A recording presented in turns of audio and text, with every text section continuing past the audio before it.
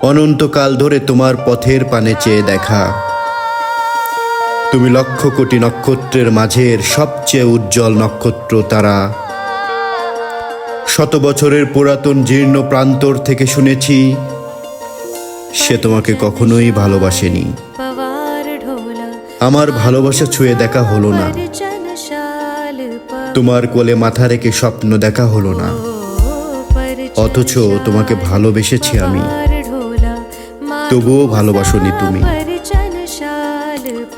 সময় ছিল আমাদের বিপরীতে, তুমি গেলে সময়ের সঙ্গে। কালের বিবর্তনে সেই আমিটাও হারিয়ে গেলাম, অথচ তুমি চাইলেই আমরা এক হতে পারতাম।